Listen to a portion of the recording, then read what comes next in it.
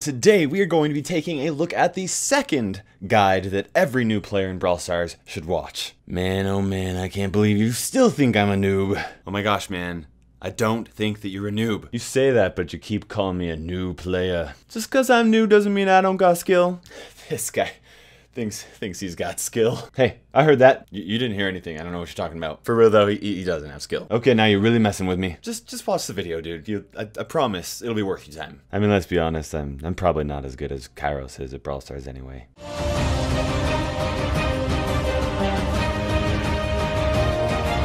Hello fellow brawlers, I'm Kairos Time and it is time to brawl. Today we're going to be going ahead and going over some quick tips and tricks for the second set of 6 brawlers that you're most likely going to unlock and play against. Now if you haven't already seen the first set of this guide, make sure you definitely watch it so you can fully understand the mechanics of battle as well as the first set of brawlers that you unlock and play against. And don't forget to subscribe for more Brawl Stars strategy guides, brawler tier lists, and entertaining let's plays. Okay, maybe he's not as much of a noob as I thought he was. Okay guys, let's go ahead and start off by talking about Bull. Bull has a really short range, but what he does lack in range, he makes up with his high health. For his attack, he has a short range shotgun, and really what that means is you need to get really close to enemy brawlers if you're going to deal pretty decent damage, because even when you do get to the tip of that range, it's not very much damage. But if you get really close and that entire spread hits the target, it does insane amounts of damage. It actually deals more damage per shot than Shelly, but he does have a slower reload speed and shoots at a shorter distance than Shelly does, to kind of give you a reference there. Playing with Bull primarily, you're going to want to be using quickfire most of the time rather than manually aiming, especially when you're first picking up the game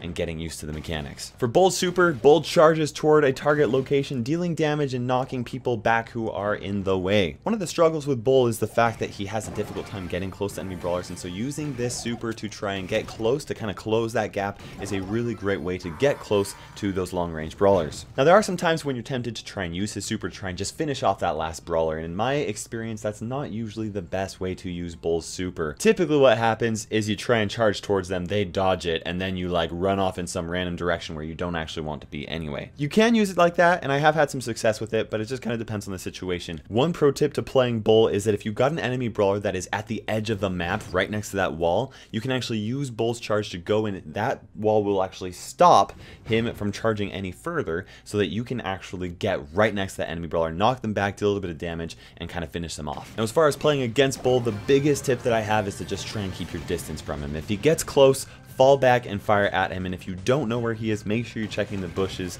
to see if he's there, because the last thing you want is a bull all up on your back. Okay guys, up next we have Jessie. She has a medium ranged shot and she has a medium to low health. Now for her attack, Jessie will actually shoot out an electric charge that will bounce from its first target to the nearest enemy target. It can bounce up to 2 times, resulting in a possible 3 brawlers being hit. Now her shot itself doesn't do a ton of damage and it doesn't fire super quickly. On top of that, it actually doesn't have a very fast reload speed, so it really means that every shot counts. I actually recommend using manual aim for almost all of her shots unless you got an enemy brawler that's really up close on you. Now where her attack really lacks, where she really thrives, is with her super, where Jessie actually builds a turret in a target location that will shoot at enemy brawlers that get within sight of it. This turret is ridiculously difficult for certain brawlers to really handle, and so the sooner you can actually charge it up and put it down, the better, because a well-placed turret will oftentimes charge up another turret so that you can just place another one down once the first one falls. Now there are basically 2 ways that you're going to want to position Jessie's turret. There's an offensive way and a defensive way. And when I say offensive and defensive, it's not necessarily whether you want to go on the offense or defense, it's just basically the position. Okay, offensively, you want to place it behind a wall on the enemy half of the map. This is really good if the enemy team has long range brawlers, because it forces them to get close to the turret as they come around an enemy wall. Now this position is actually not ideal for short range brawlers, because the wall actually gives them cover so they can get close to the turret and take it out before it deals too much damage. If the enemy team is primarily composed of short range brawlers, the best thing you're going to want to do is play it defensively. effectively. And by that, I mean positioning it on your half of the map, particularly in kind of an open area, so those short range brawlers don't have any cover to try and get close up to it. This is a really great position against brawlers that have low DPS at a distance, okay? So we're talking shotguns, brawlers that have to get close to deal damage to the turret. Throwers are also a hard counter to Jessie's turret, but this is the best position against them because they have to get close up to it. Now, because throwers do counter Jessie's turret, if they do have a thrower, what you want to do is you want to place your turret on the opposite side of the map. If they've got a thrower on the left side of the map, maybe go ahead and place that turret on the right side and a little bit further down so that the enemy thrower has to switch sides and come close to it to try and take out that turret. Now, this position is not very good if you're facing against brawlers that are long-range brawlers out in the open and further back, and the reason why is because they can just shoot at it from a distance without a problem. So really what you want to do is you want to look at the enemy team comp, decide what is the best situation for that match, and then act accordingly.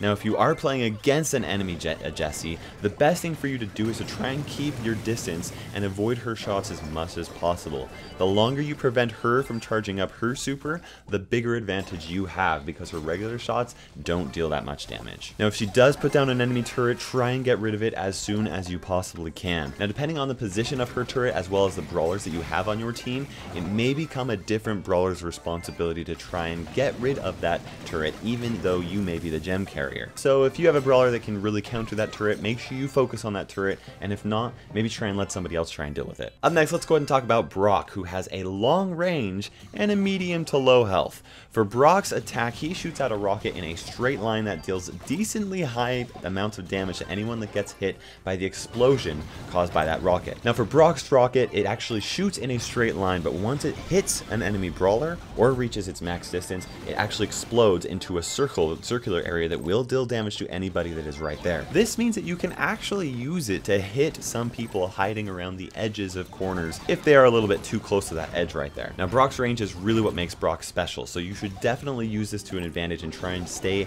out of range from enemy brawlers. If brawlers are close up, you can use quick fire with Brock, but most of the time you're going to want to manually aim from a distance. Make sure that every shot counts because his reload speed is relatively low. Now, for a super, Brock sends out a barrage of 9 rockets over an area that deals tons of damage to anybody that is there. It only takes 6 rockets in order for him to take out the tankiest brawlers in the game, which is really insane.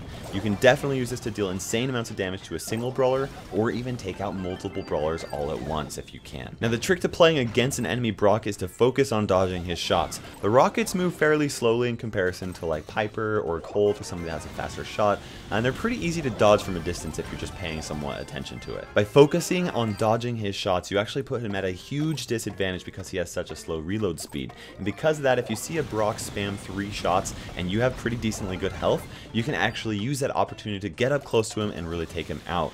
Now, if a Brock's super is charged, be very careful around it because there's a chance that it might take you out. When Brock first fires his super, he always fires the first rocket right into the center of the radius of the super. That means that if you're paying really close attention and you can actually see where that first rocket lands, you know where the center of that radius is, and you know to run in the opposite direction so that you can avoid taking as much damage as possible. Up next, we have Ricochet, who has a very long range but very low HP. For Rico's attack, he shoots out a stream of projectiles that bounce off walls. In his description, they call him a pool bot, kind of like billiards, but his shots look like bouncy balls, so it's still undetermined whether he shoots bouncy balls or billiard balls. Now, Ricochet has less health than Colt, as well as he shoots off 1 less shot than Colt does, which means he has lower DPS. So if you're just going to shoot straight at enemy brawlers, you'd actually be better off just playing Colt. But where he outshines Colt is his ability to bounce those shots around corners. You should definitely be using this to try and shoot people from an angle where they cannot shoot back at you. Because of this, you should almost always use manual aim with Ricochet because quickfire does not take into account those bouncing off the walls.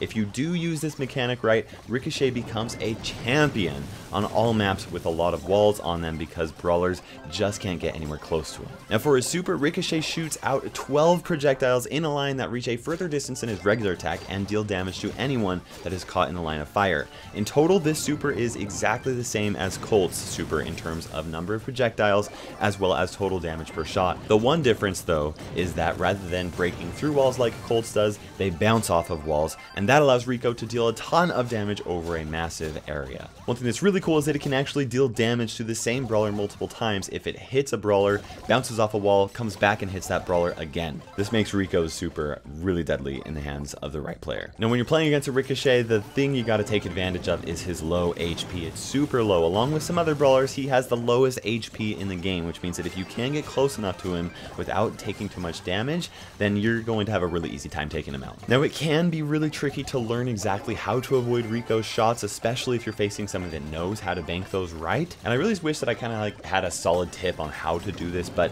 really the best advice that I can give you is to just play Rico a lot and practice those angled shots off walls. And as you learn to play Rico, you're going to have a much better understanding of how to play against him. Playing all brawlers is going to help you get better at playing against all brawlers, but for Rico especially, because his mechanics are so unique, that's going to be the best way for you to learn how to play against him. Up next we have Daryl, who's very similar to Bull. He has a short range and he has very high health. Now Daryl is equipped with a shotgun in both hands, so this means that when he shoots, he actually shoots first on his right and then he shoots with his left. Now if you can land the entire scatter from both shotguns on a single target, then Daryl's regular attack actually does 44% more damage than Bull. This makes Daryl's regular attack the second highest damaging attack in the game. Sneak peek number 1 is coming up next. That being said, he does have a slightly slower reload speed than Bull's. Basically what that means is that Daryl does more burst damage than Bull does, but Bull is going to have an easier time sustaining damage over a long period of time. Now in most cases it's pretty impractical to count on Daryl landing both shots completely, but the potential is there for Daryl. If you really want to master this, you can practice on power-up boxes in Showdown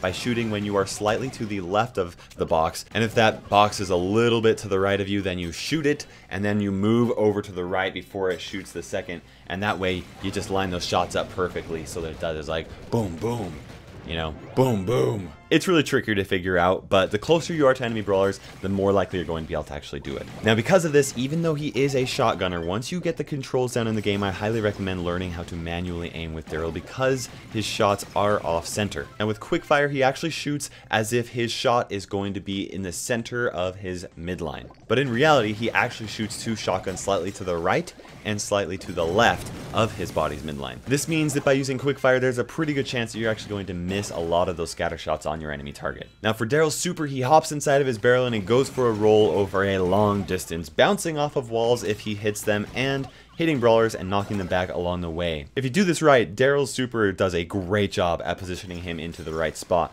This is why Daryl is insanely good at heist. All you have to really do is you just charge up your super, learn where you stand, and aim his super, and then enjoy the ride basically as you are rolling down and land right next to the enemy safe. Now using Daryl's super does have a very high learning curve because it is easy to roll yourself into places that you do not want to end up, but if you practice it right, you can definitely use it for some really epic gameplay. When you're playing against Daryl, the trick is to stay away from Daryl and shoot him from a distance, similar to all the other shotgunners. If he can't get close to you, it's impossible for him to really do anything. Okay guys, lastly we have Penny, who has a medium to long range and relatively low health. For Penny's attack, she shoots out a bag of coins in a line. If it hits an enemy, then 3 sets of coins burst out, possibly hitting enemy brawlers behind that initial target. Now if Penny hits a target, and then all 3 coins also land on another target, then Penny officially has the highest damage per attack in the game. I mean, well, technically, if Dynamite lands both dynamite sticks on 3 or more brawlers, then he has more, but you kind of get the idea. Now, it's pretty impractical for you to count on this happening consistently, but it is an interesting fact, and if 2 brawlers are clumped up in the same spot, it does happen, and it does happen in a lot of gameplay. This makes her actually pretty good counters against Jessie's, Pam's, and Nita's, because she can actually aim at whatever they spawn, and that will burst out damage and hopefully take out another brawler as well. Now her shot does have a really small width, and that means that it does require a lot of accuracy. As such, manually aiming with her is going to be the best, particularly once you get some good practice under your belt. Now for Penny's super, she spawns a cannon that shoots cannonballs over walls. Of course she shoots cannonballs, that just makes sense. It does have a super long range, and it's actually much longer than any brawler currently in the game, and it'll deal a lot of damage to any number of brawlers that it lands a hit on. The cannon does a pretty good job at keeping enemy brawlers moving. If they stay in the same place or they just like move back and forth, then they're gonna get hit by a cannonball in the face. As far as positioning her turret, the best thing you can do is place that cannon in a spot that will be difficult to take out. Because it can shoot over walls, the best thing is to position it behind a wall that's on your side so that they have to not only pass those walls, but also get past your team to get to the cannon. It does take some effort to build up your super in order to put that first cannon down, so do not waste it. Make sure you are positioning it in a good position where it won't get taken out very quickly. Now, if there is an enemy thrower who does basically counter her turret pretty well, make sure you're putting it on the opposite side of the map than where the thrower is. Now, the trick to playing against Penny is to not clump up with friendly brawlers, okay? If you see a Penny and you're clumping up, make sure you split apart. Go in whichever direction is opposite of those teammates, because you don't want those collateral shots to end up hitting you and dealing tons of damage, because that can take you guys out really quickly. Similar to Jessie, you really want to focus on avoiding her shots because you don't want to let her charge up her super. If she does happen to get her turret up, you can easily avoid its shots if you just keep moving in one direction. Now, if you are just staying in the same spot or you're going back and forth, then it's really likely that it's going to land a hit on you,